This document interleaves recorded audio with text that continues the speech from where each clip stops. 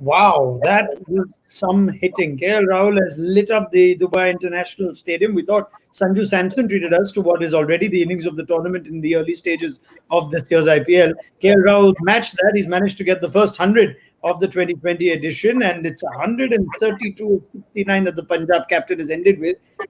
We give Punjab a score of 206 for 3. Some outrageous stroke play. There was no ball that he couldn't hit past the boundaries. There's so much that we're going to discuss about Rahul and about Bangalore's bowling on Whirlpool Presents. ESPN Cricket for T20 Timer, powered by Dell. Gautam Gambhir is here. So too is Ian Bishop. Bish, that was fun to watch. Not if you're a bowler, but that was fun to watch. Thankfully, I'm watching it from this side of the boundary these days. Look, there are a few of us, myself, my colleagues, who have long been admirers of KL Rahul and his batting ability.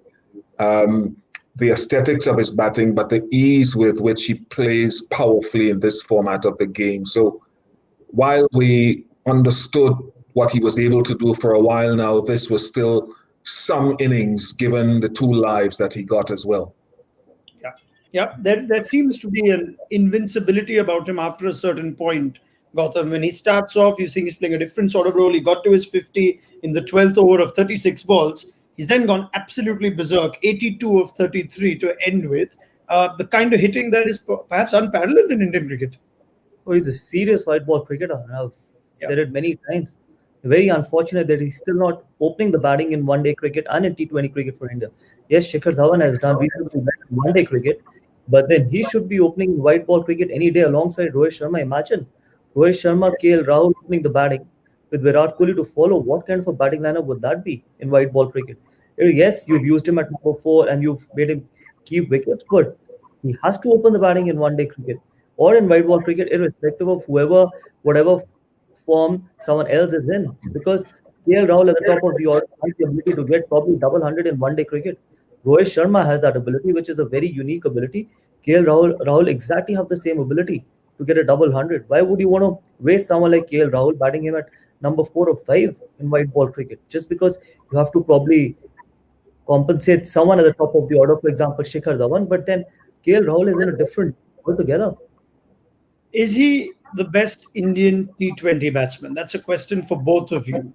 With due respect to a Kohli and a Rohit who are brilliant, but just looking at KL Rahul, sometimes you get the feeling that this guy's in his own league. Bish, you first. That's a big question.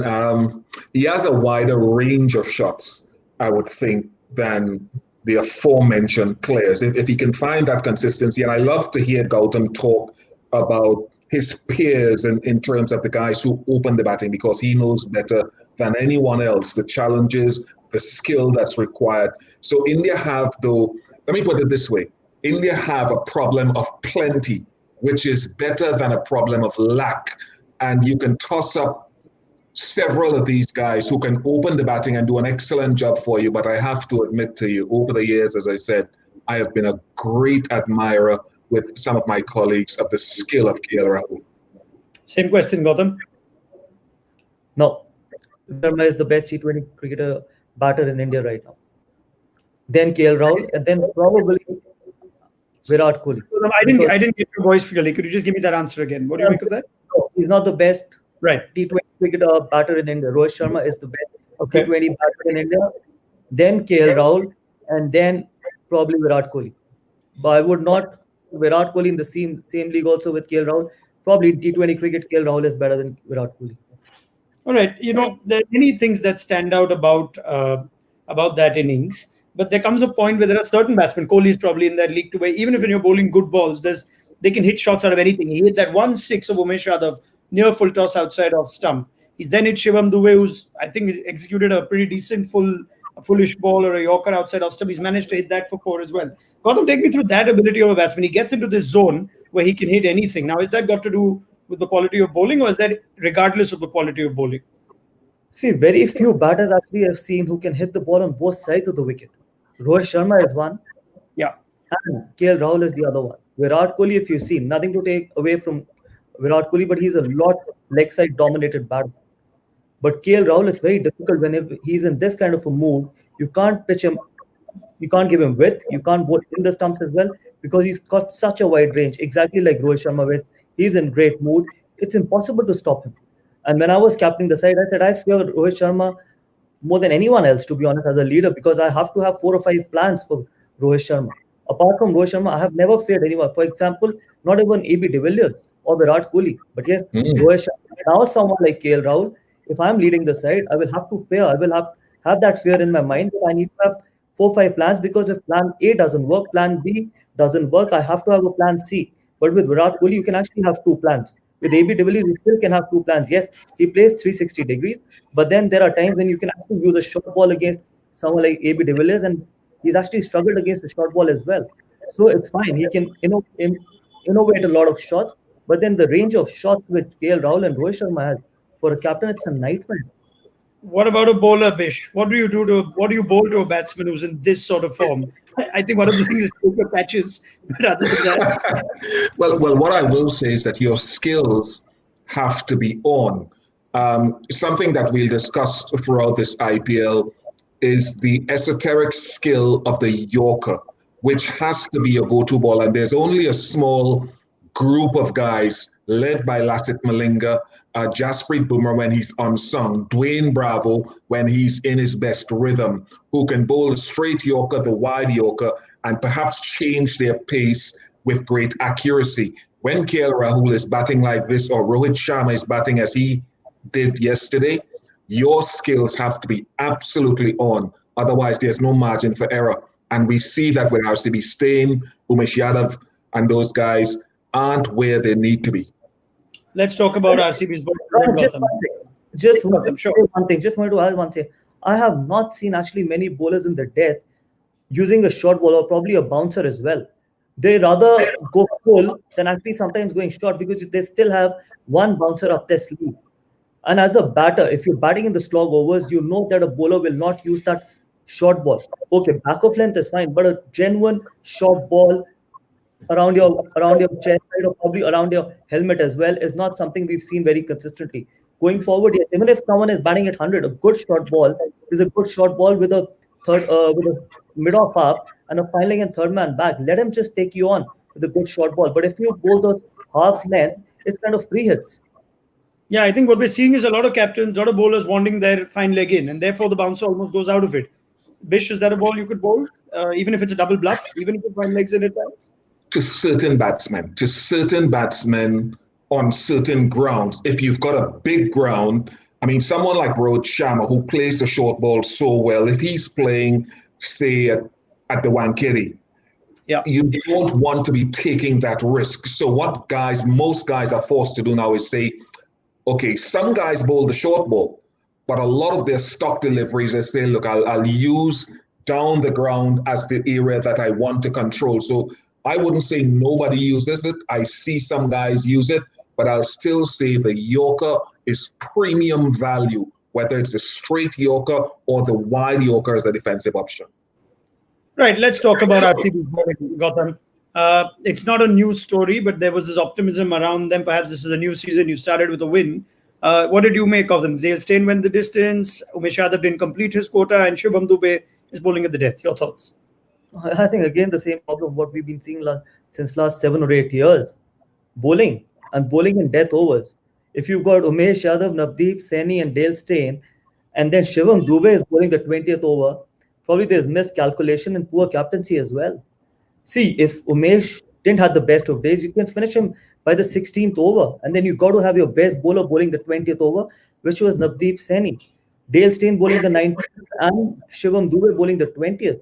It's probably poor captaincy as well. When you've got 3 guys who are your leading bowlers, and then your sixth bowler is bowling the 20th over, probably a massive gamble you're taking against a batter who's batting on 100. So that is where I feel I think Virat Kohli miscalculated, and probably the thinking also from the thinking point of view as well was probably not the right thinking as well. Vish, Dale Steyn is an enigma of sorts in the IPL, a once in a generation bowler that we've been so fortunate and privileged to watch in other formats. in the IPL, not just now towards the twilight of his career, but almost throughout his IPL, whichever franchise he's played for, he's just not been able to get it right in the IPL. When he goes the distance, he goes very often. Is that a fair comment?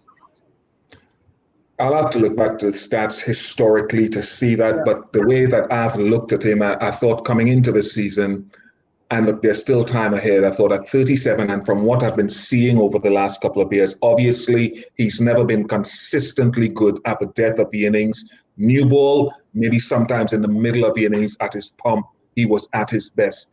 So I think we're starting to see a tailing off. Look, the IPL is the best T20 league in the world, you know. You get all the quality here. Remember that time Stain ran in, I think, to AB de Villiers down at the Chinnaswamy? It was lights out. So it's a tough league, but I think we're seeing a tailing off of Stain's talent. You've played him, Gautam, in this league. Dale Steyn, as good a bowler as he is, some of the IPLs never been kind to him. Red ball Test cricket, probably the best I've faced. One of the best I've faced in red ball cricket. Yes, from one-day cricket point of view, probably he's not at the same level as he was in Test cricket, honestly. But then in IPL and in T20 cricket, yes, he could bowl with the new ball. He can swing the new ball. Obviously, he could get that shape. But in death overs, he was not the best of death over bowlers ever. And it's not that this year, particularly because he's 37, but if you see the overall history of Dale Steyn, whether he's played for Sunrisers, for whichever franchise he's played for in IPL, he's never been able to deliver.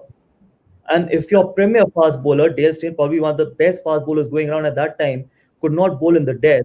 So obviously at 37, you don't expect him to turn around to be a very good death bowler as well. That's where I thought that RCB miscalculated. They could have actually thought of someone else. If they had to go for Dale Steyn, they could have gone for a better death bowler, because the biggest problem has always been death bowling. This is still a bigger ground. Imagine Dale Steyn bowling at Chinnaswamy, because they had picked this squad thinking about playing 7 games at Chinnaswamy. Yeah. Dubai, bigger ground, better wicket, little bit of help for the fast bowlers. So their death bowling again is a huge problem, and that probably will go on to hurt them. And if they're bowling second, fingers crossed. Isn't that though why they with Chris Morris injured, and I think they picked Kane Richardson. I think Richardson got out of the tournament, so Adam Zampa's come in. And right, but they did pick Kane with that in mind. And there's Isuru Udana as the other left-arm Sri Lankan all-round option. Right. That's pretty much it. That's with the list. And Siraj, if you're looking at Indian options. Right. Yes. Another thing. Umesh needs to step up. Umesh cannot be that hot and cold. Year after year, he's playing international cricket. He's young. He can bowl at 140. He's got to be a better death bowler. We are not even talking about Umesh Yadav. There's a young boy called Navdeep Saini who's into his second year of IPL, and you're actually talking about him as your death bowler. So your experienced fast bowler has to step up if RCB has to do well. Whether he likes it or not, Umesh Yadav has to bowl better, whether with the new ball or in the death as well, because people need to take responsibility. Yeah. Can he do that? Can he do that at this age now? Can he find that skill now at this stage of his career?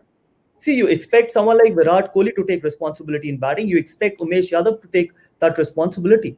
If he doesn't take that responsibility, I don't see him then playing in the playing 11. Then I would rather give it to someone like Siraj, because if Umesh Yadav has to go for 40 in 3 overs, I would rather give it to a young boy who might end up getting developed for future as well. But Umesh Yadav at 30-31, still not being able to bowl in the death overs, are tough times for RCB then, because they had a lot of hope on Umesh Yadav. And obviously, when he was playing for KKR, he was not the best of death bowlers, but then we used to have different plans for him as well. From there on, when he started playing for Chinnaswamy, it actually got worse for him. Yep, sure.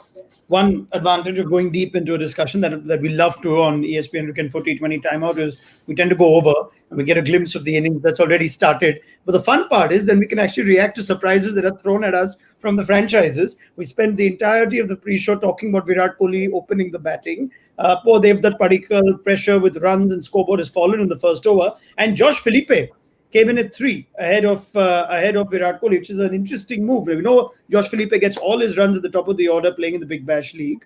But what do you make of that very quickly before we wrap up, Gautam? Who's batting at 3? Philippe. Josh Philippe is coming at 3. Look, we've spoken about Virat Kohli batting, opening the batting. Now Virat Kohli is batting at number 4. So that actually makes no sense to him. Virat Kohli has to open the batting, or probably has to bat at 3.